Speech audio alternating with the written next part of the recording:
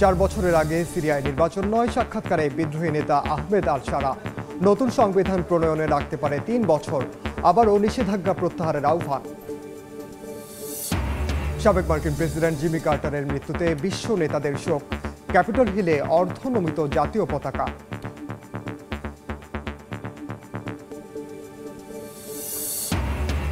এবং খ্রিস্টীয় নতুন বছর বরণে নিউ ইয়র্কে শেষ মুহূর্তের প্রস্তুতি, ইতালির রোমে নানা আয়োজন, পাকিস্তানের করাচিতে 144 ধারা জারি, আতশবাজি নিষিদ্ধ।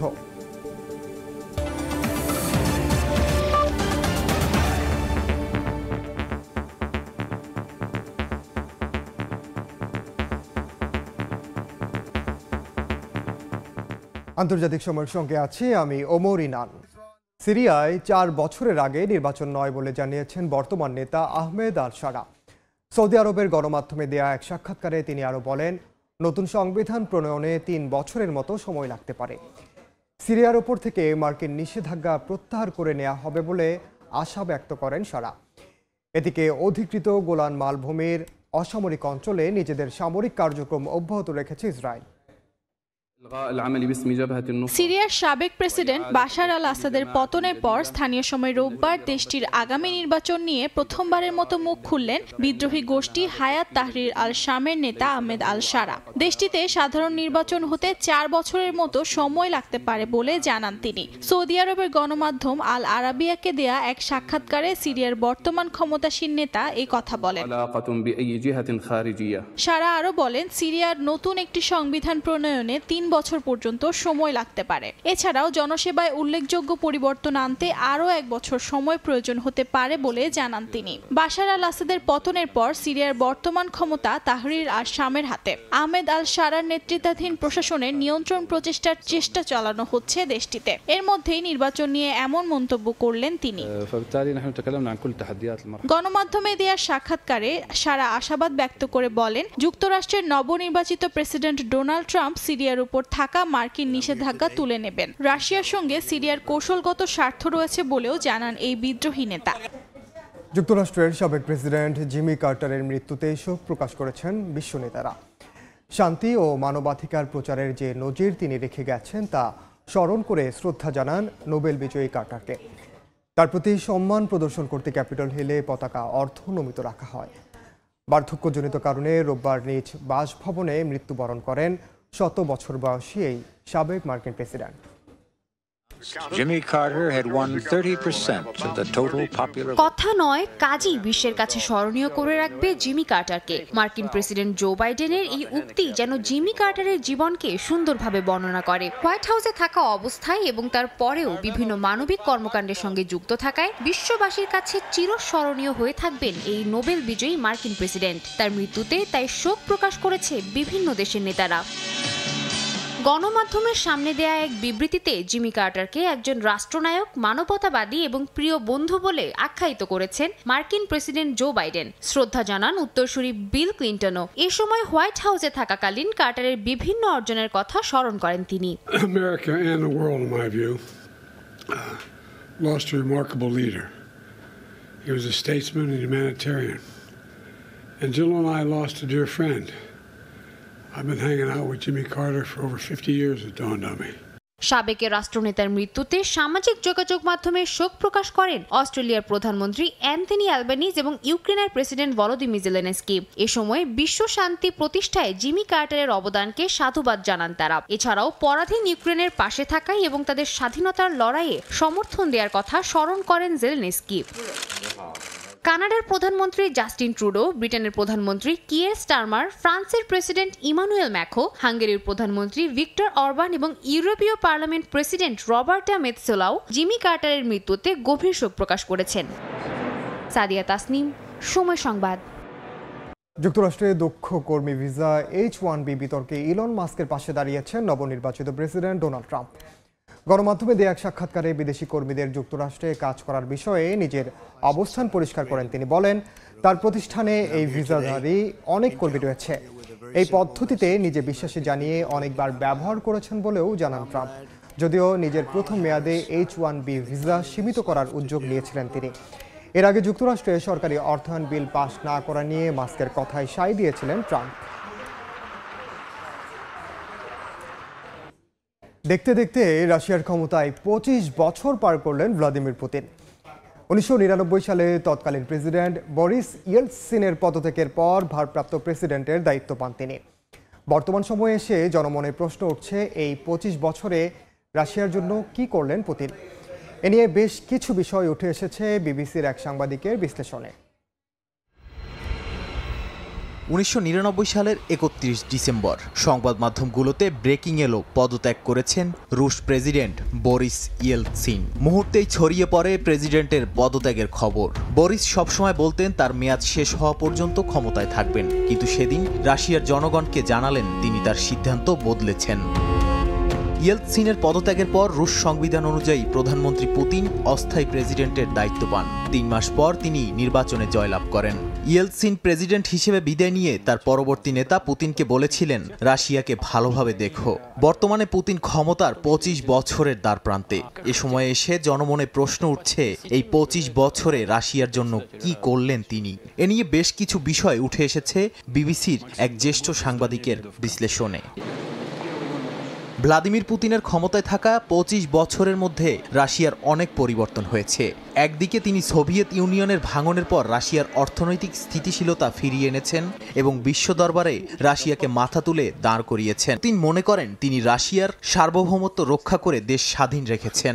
তবে তার সিদ্ধান্তে রাশিয়া ব্যাপক অর্থনৈতিক চাপ এবং সংকটের মুখোমুখি হয়েছে, যার মধ্যে রয়েছে নিষেধাজ্ঞা, মুদ্রাস্ফীতি সহ বিভিন্ন ক্ষতি।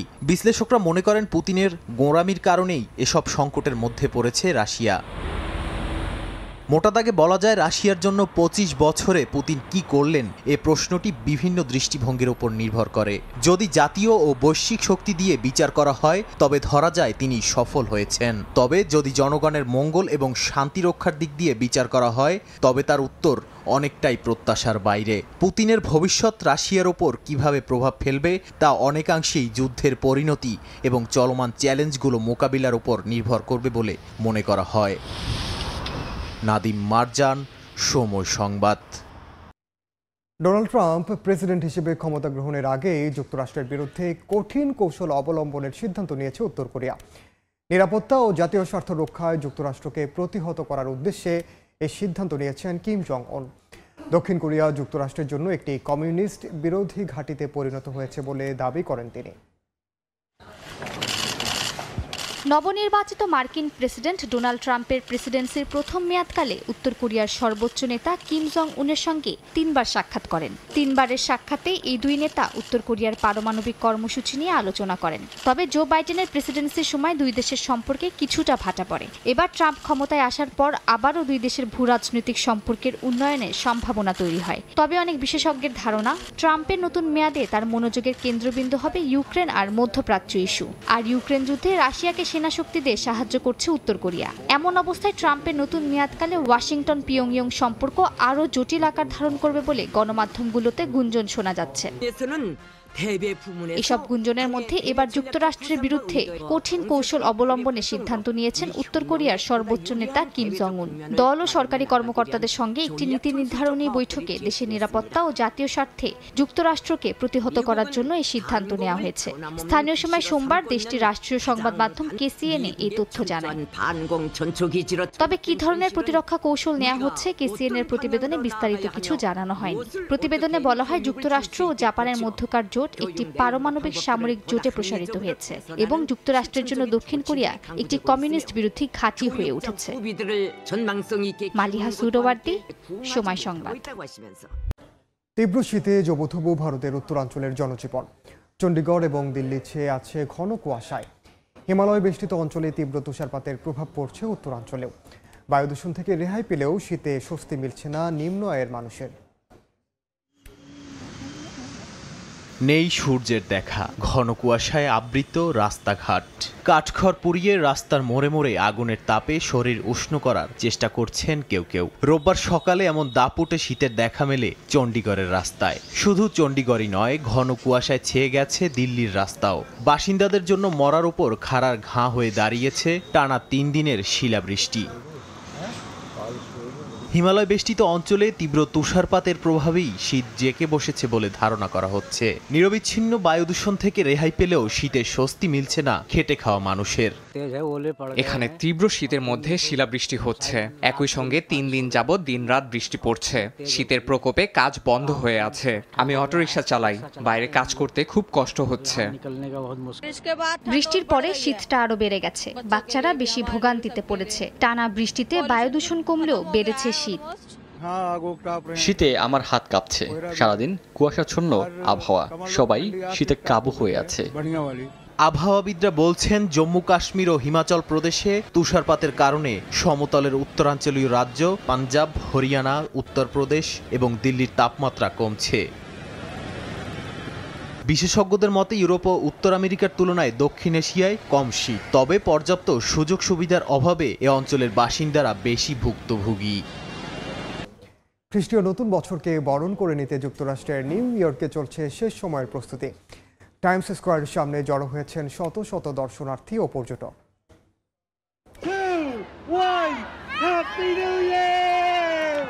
রঙিন কাগজ ছড়িয়ে দেয়া হচ্ছে আকাশে। বিলবোর্ডে লেখা উঠেছে New Year's Eve Time Square 2025। খ্রিস্টীয় নতুন বছরকে বরণ করে নেয়ার অংশ হিসেবে নানা আয়োজন চলছে নিউ ইয়র্কে।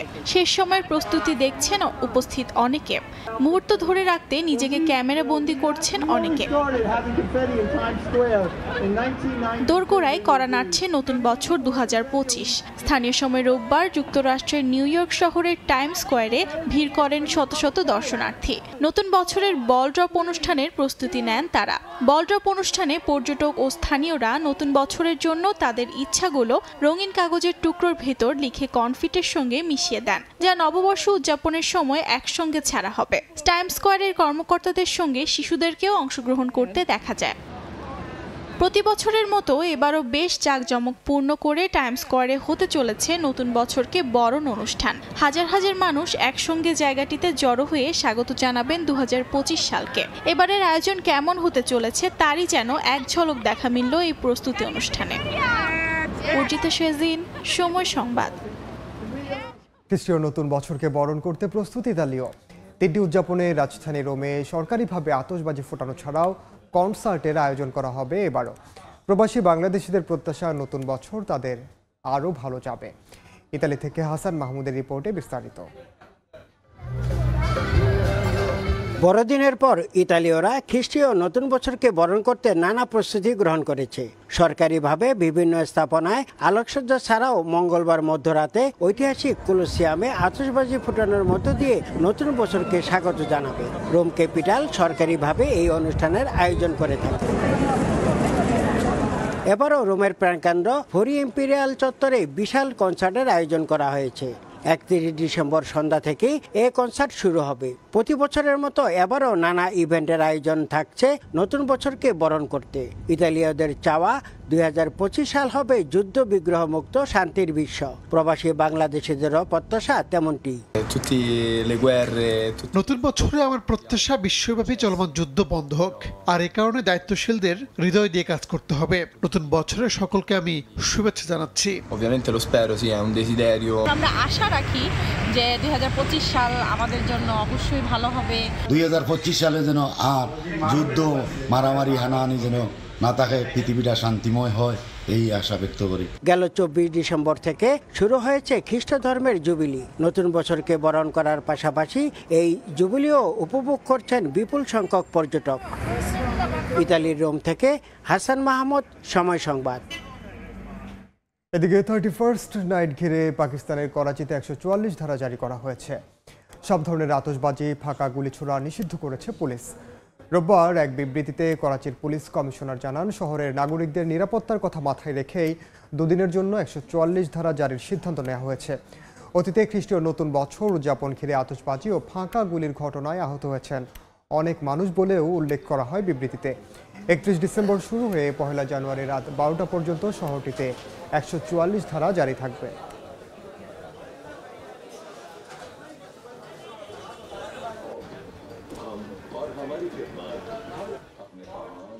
জানাবো দেশের খবর। নীলফামারীতে ক্রসফায়ারে নিহত গোলাম রব্বানীর পরিবারকে নতুন বাড়ির চাবি হস্তান্তর অনুষ্ঠানে কথা বলছেন বিএনপির ভারপ্রাপ্ত চেয়ারম্যান তারেক রহমান। সরাসরি যাচ্ছে সেখানে। হয়তো চিকিৎসার মাধ্যমে আমরা কাউকে সুস্থ করে সম্পূর্ণভাবে সুস্থ করতে পারবো, কাউকে হয়তো কিছুটা হলেও আমরা সুস্থ করতে পারবো।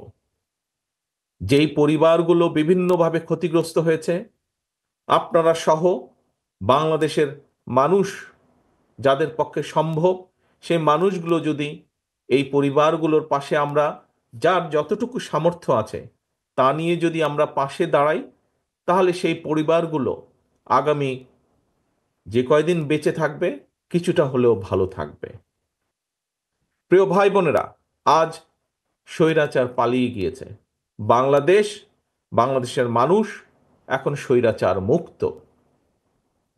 এখন সামনে আমাদের আরেকটি বড় যুদ্ধ। কি সেই যুদ্ধ? যেই সংগ্রাম, যেই আন্দোলন বিগত 16 বছর যাবৎ এই দেশের মানুষ, বিশেষ করে রাজনৈতিক দলগুলোর নেতাকর্মীরা করেছিল মানুষের সহযোগিতা নিয়ে, মানুষের সমর্থন নিয়ে, সেই অধিকারকে প্রতিষ্ঠিত করার জন্য সেই অধিকারগুলোকে পর্যায়ক্রমিকভাবে আমাদের এখন প্রতিষ্ঠিত করতে হবে। এই গোলাম রাব্বানীরা যারা শহীদ হয়েছে, যারা নিজের জীবন দিয়েছে, তাদের লক্ষ্য কি ছিল?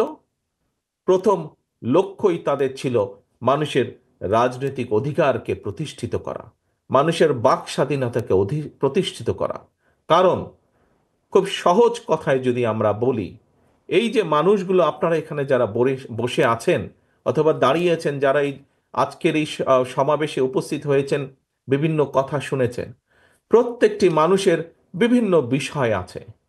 কেউ এখানে কৃষক আছেন, কেউ এখানে ছাত্র আছেন, কেউ এখানে বিভিন্ন পেশার শ্রমিক আছেন।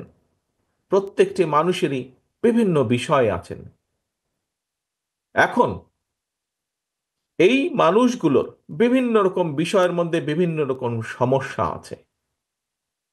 এই সমস্যাগুলো, বেকার আছেন, বহু শিক্ষিত বেকার হয়তো এখানে বসে আছেন, আপনাদের কর্মসংস্থান দরকার। বহু কৃষক আছেন, কৃষির বিভিন্ন সমস্যা আছে, পানির সমস্যা, বিদ্যুতের সমস্যা, বিভিন্ন রকম সমস্যা আছে। সেই সমস্যাগুলোর সমাধান প্রয়োজন। প্রাইমারি স্কুলের শিক্ষক বা হাই স্কুলের শিক্ষক আছেন, শিক্ষকদের বিভিন্ন সমস্যা আছে, হয়তো বেতন সমস্যা আছে, স্কুলের চাল ভাঙা সমস্যা আছে, সেগুলো ঠিক করা প্রয়োজন। ছাত্র ছাত্রীরা আছেন, তাদের বিভিন্ন শিক্ষার উপকরণ সহ বিভিন্ন বিষয় আছে যেগুলো সমস্যার সমাধান করা প্রয়োজন।